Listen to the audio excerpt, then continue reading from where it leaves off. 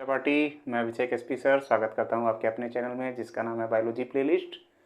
तो आज अगर पढ़ रहे हैं आप तो सिर्फ अपने लिए पढ़ रहे हैं, और अगर इसको ढंग से पढ़ रहे हैं, अच्छे से पढ़ रहे हैं, तो बोर्ड एग्ज़ाम में अच्छे नंबर को लाने के लिए पढ़ रहे हैं।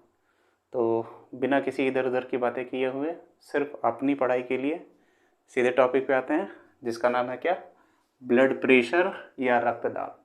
तो आज जो हम लोग पढ़ने वाले हैं वो पढ़ेंगे ब्लड प्रेशर के बारे में, जो नॉर्मली बीमारी के टाइम पर लोग मेज़र करते हैं, बीमार होते हैं, इंडिकेट करते हैं, या साइन जो भी लक्षण दिखाई देते हैं हमारे अंदर, संकेत।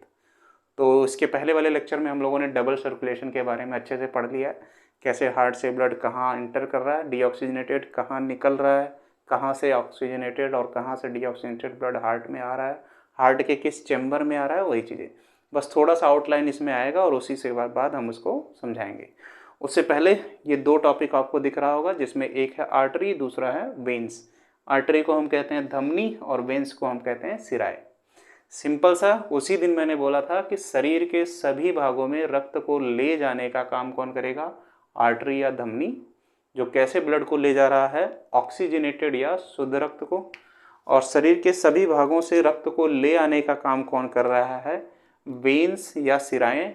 और कैसे रक्त को ले आ रहा है, डीऑक्सीजनेटेड ब्लड को या अशुद्ध रक्त को। तो एक बार मैं यहाँ लिख दूँ, थोड़ा सा समझना आसान हो जाएगा। आर्टरी में हमेशा कैसा ब्लड होगा, ऑक्सीजनेटेड, ठीक। और वेन्स में हमेशा कैसा ब्लड होगा, डीऑक्सीजनेटेड ब्लड।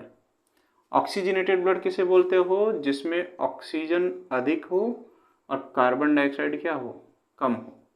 डीऑक्सीजनेटेड ब्लड किसे बोलते हो, जिसमें ऑक्सीजन कम हो और कार्बन डाइऑक्साइड क्या हो, ज़्यादा हो। मतलब इसको कहते हो अशुद्ध रक्त, इसको कहते हो शुद्ध रक्त। अब धमनी और सिराएं पहचानने की बात है। जैसे कह रहा है कि हमारे पास दो ट्यूब है, ऐसे दिया है, मान लो ये एक है, ठीक, और दूसरा वाला भी सेम साइज का ही है, ठीक। दिखने में लगभग आप लोगों को सारा सेम ही लग रहा होगा। लो हो गया, ठीक है ना। जितना लंबाई चौड़ाई इसका दिख रहा है उतना ही लंबाई चौड़ाई इसका भी दिख रहा है। पर अगर मैं बोल दूं कि आप लोग ये समझाइए कि इसमें से कौन धमनी है और कौन सिरा है, तो हम इसके वाल के लेवल पे जाएंगे कि किसकी मोटाई कितनी ज़्यादा है। जैसे मान लो यहाँ ये ज़्यादा मोटा है, ये इतना गैप ज़्यादा है, और यहाँ पर इसकी मोटाई क्या है, कम है। तो यहाँ पर इसका जो डायमीटर ये है, ये ज़्यादा है किसके मुकाबले, इसके मुकाबले, ठीक। क्योंकि यहाँ पे तो छोटा सा पोर है, तो जिसके वाल पतले होते हैं, ठीक है ना, उसको कहा जाता है क्या, उसको कहा जाता है वेन्स, या इसको हिंदी में कहते हो सिराएं। और जिसके वाल मोटे होते हैं उसे कहते हो आर्टरी या धमनी। तो इसमें जब भी जाएगा कौन सा ब्लड जाएगा, ऑक्सीजनेटेड, जिसमें ऑक्सीजन ज़्यादा होगा, कार्बन डाइऑक्साइड कम होगा। और इसमें जब भी फ्लो होगा, इसमें फ्लो होगा डीऑक्सीजनेटेड, जिसमें ऑक्सीजन क्या होगा, कम, कार्बन डाइऑक्साइड क्या होगा, ज़्यादा। तो सिराओं का काम है शरीर से अशुद्ध रक्त को फ्लो करना, और धमनियों का काम है शरीर के सभी भागों में शुद्ध रक्त को फ्लो करना। धमनियों की दीवारें मोटी होती हैं और बीच में जो खोखला भाग है या कैविटी है वो कम होता है, जबकि जो सिराएं होती हैं उनकी दीवारें पतली होती हैं और उसका जो गैप है बीच में, कैविटी या खोखला भाग होता है ज़्यादा। अब सुनो, पहले समझने की बात करो आर्टरी या धमनी की। तो हमारे धमनी में या आर्टरी में, ठीक है ना, 3 आवरण पाए जाते हैं। तो उसके बाहरी आवरण को कहते हो क्या, tunica externa. Tunica word use कर रहे हो किसके लिए, आर्टरी के लिए या धमनी के लिए। और इक्स मतलब होता है बाहर, इक्सो, इक्सो से बना है इक्स, इक्स मतलब होता है बाहर, और टर्ना वर्ड जोड़ा गया है उस लेयर के लिए। तो धमनी के बाहरी आवरण को क्या कहते हो, ट्यूनिका एक्सटर्ना, जो आकार में क्या है, पतली है इतना। और उसके अंदर वाले लेयर को कहते हो ट्यूनिका मीडिया, जो बना होता है मांसपेशियों का, जो ज़्यादा क्या है, चौड़ा है, किसके मुकाबले, ट्यूनिका एक्सटर्ना के। और अंदर की तरफ जो लेयर है उसे कहते हो ट्यूनिका इंटरना। इंटर मतलब अंदर, मीडिया मतलब बीच में। तो ये दीवारें क्या हो गई, पतली। तो ट्यूनिका इंटर एक्सटर्ना बाहर की तरफ, ट्यूनिका मीडिया बीच में, और ट्यूनिका इंटरना अंदर की तरफ। तो बीच में गैप क्या हो गया, कम, तो उसको कहोगे क्या, आर्टरी। और वहीं सिराओं में आओगे तो सिराओं के भी बाहरी आवरण को क्या कहोगे, ट्यूनिका एक्सटर्ना, जो कि ज्यादा मोटा है।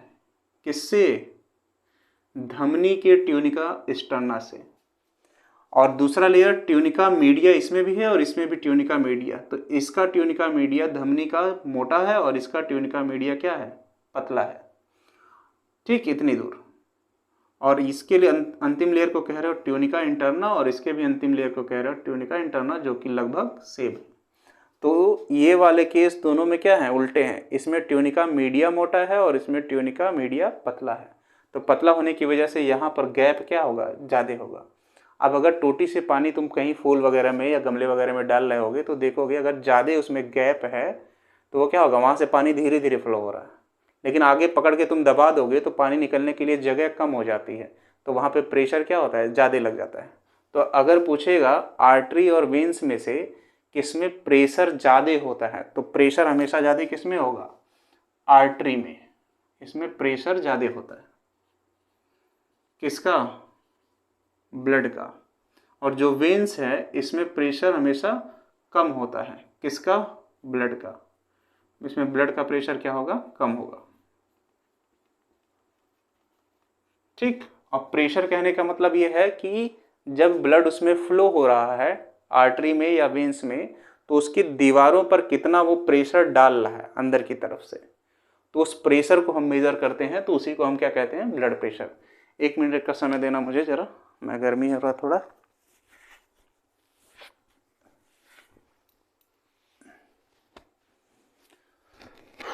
चलो ठीक है, देखो अब मैं समझाने की कोशिश कर रहा हूँ ब्लड प्रेशर। तो धमनियों की दीवारें मोटी होती हैं और सिराओं की दीवारें पतली होती हैं। इसका डायमीटर क्या होता है, अंदर का ज़्यादा होता है किसके मुकाबले, धमनियों की। इसलिए इसमें जो ब्लड प्रेशर होगा इसके वाल पर ब्लड का वो कम आएगा और इसमें प्रेशर जो होगा वो ज़्यादा आएगा, क्योंकि यहाँ पर ब्लड को फ्लो होने के लिए जगह कम है। पर लंबाई वगैरह चौड़ाई वगैरह सब लगभग वो सही है, ठीक है ना। तो अगर मैं यहाँ पे, चलो ठीक है दिख रहा, हार्ट बनाओ थोड़ी देर के लिए, समझाना है मुझे। तो ये हो जाएगा आयोटा, ये हो गया हमारा कौन सा, राइट एट्रियम, ये हो जाएगा हमारा लेफ्ट एट्रियम, और ये हो गया हमारा लेफ्ट वेंट्रिकल। यहाँ हो गया हमारा सुपीरियर वेना केवा, ठीक। यहाँ हो गया इंफीरियर वेना केवा, ये हो गया पल्मोनरी आर्टरी या ट्रंक, और ये हो गए हमारे 4 चेम्बर, ठीक। और यहाँ पे हो गया बाइकस्पिड वाल्व और यहाँ पे हो गया ट्राइकस्पिड वाल्व, और ये हो गया मेरा हृदय है, चलो ठीक है, पल्मोनरी वेन्स, और ये हो गया आर्टरी और वेन्स। इससे ज़्यादा नहीं, इसने में आराम से अच्छे से समझ में आ जाएगा। तो अब मैं आप लोगों को ब्लड प्रेशर समझाने की कोशिश कर रहा हूँ। तो इस हिस्से को हम कह रहे हैं superior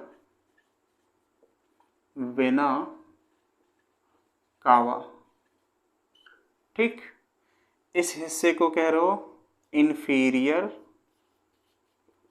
vena cava, superior vena cava और इंफीरियर वेना कावा। इस हिस्से को कह रहे हो आयोटा,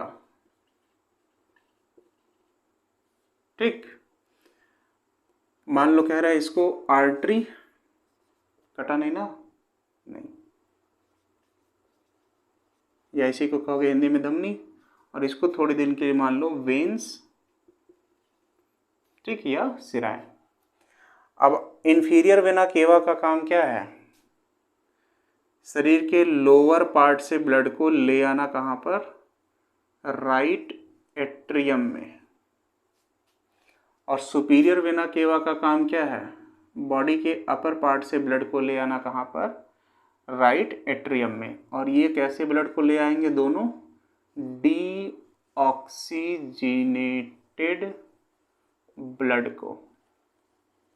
और ये कैसे ब्लड को ले आएंगे, ये भी ले आएंगे जनाब डीऑक्सीजिनेटेड ब्लड को। ठीक है ना।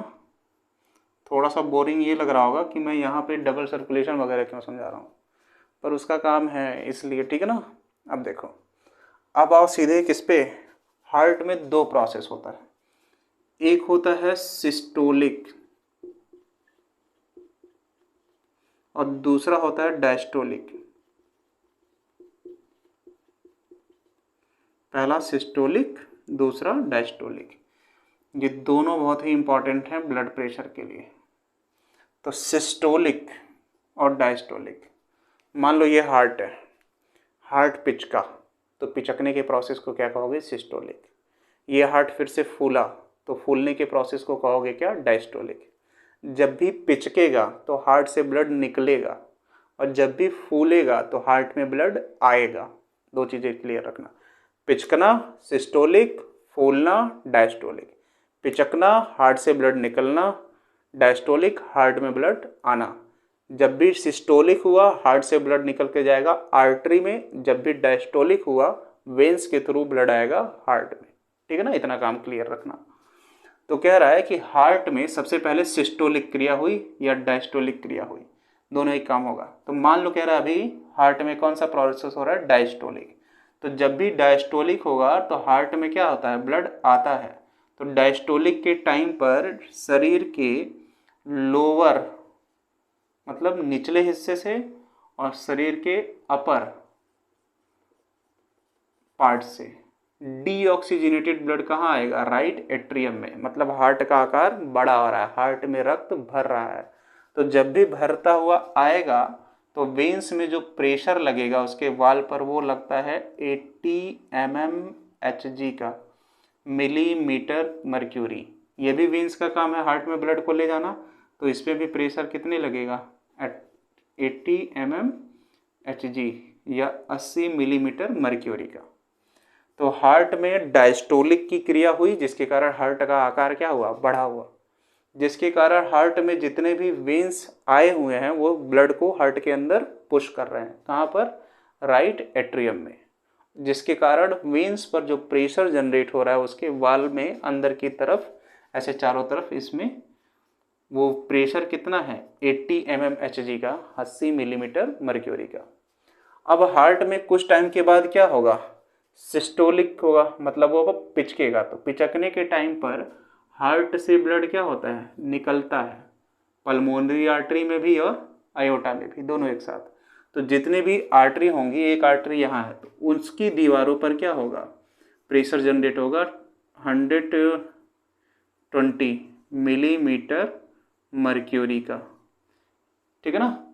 तो हार्ट में सिस्टोलिक, हार्ट से ब्लड निकल कर गया किसमें, आर्टरी में, तो उसके वाल्स पर जो प्रेशर जनरेट हुआ वो प्रेशर कितना लगा, 120 मिलीमीटर मर्क्यूरी, क्योंकि जगह कम है तो ज़्यादा दबाव पड़ेगा।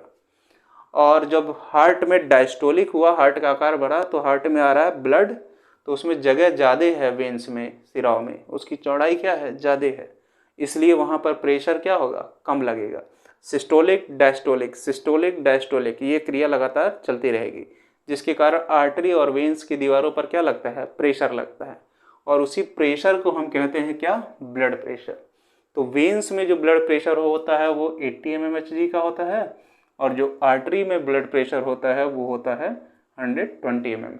इसीलिए एक नॉर्मल ह्यूमन का जो ब्लड प्रेशर मेज़र किया जाता है वो होता है 120/80 mmHg, मिलीमीटर मर्क्यूरी। तो ये ऑब्जेक्टिव में पूछता है कि एक स्वस्थ मनुष्य का ब्लड प्रेशर कितना होता है, तो वो स्वस्थ मनुष्य का जो ब्लड प्रेशर वो होता है 120/80 मिलीमीटर मर्क्यूरी। तो 120 जो है ये कौन सा प्रोसेस हो गया, सिस्टोलिक, किसमें, आर्टरी में। और जो 80 हो गया हो ये कौन सा प्रेशर है, डायस्टोलिक, किसमें, वेन्स में।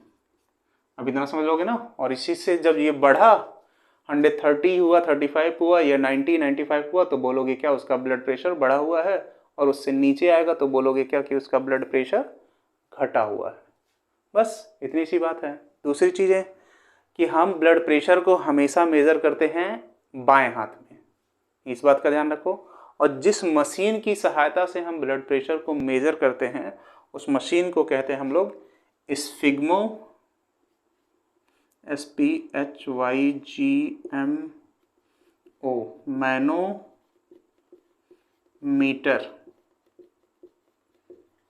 स्फिग्मोमैनोमीटर ये एक ऐसा डिवाइस है जिसकी सहायता से हम क्या कर रहे हैं, ब्लड प्रेशर को मेज़र कर रहे हैं। इससे हम अपना बीपी, ब्लड प्रेशर मापते हैं। तो रक्त को मापने की जो मशीन है उसे क्या कह रहे हो, स्फिग्मोमैनोमीटर। रक्त को मापने की जो यूनिट है उसे क्या कह रहे हो, मिलीमीटर मर्क्यूरी। ब्लड प्रेशर में जो सिस्टोलिक प्रेशर है आर्टरीज में वो 120 mmHg का, और जो डायस्टोलिक प्रेशर है वेन्स में वो होता है 80 mmHg का। इसलिए नॉर्मल ह्यूमन का एक ब्लड प्रेशर होता है 120/80 mmHg। सारा क्रियाधारा सत्यानाश, अच्छे से पढ़ो, बाकी बाद में देखा जाएगा, ठीक है ना। Bye, good night.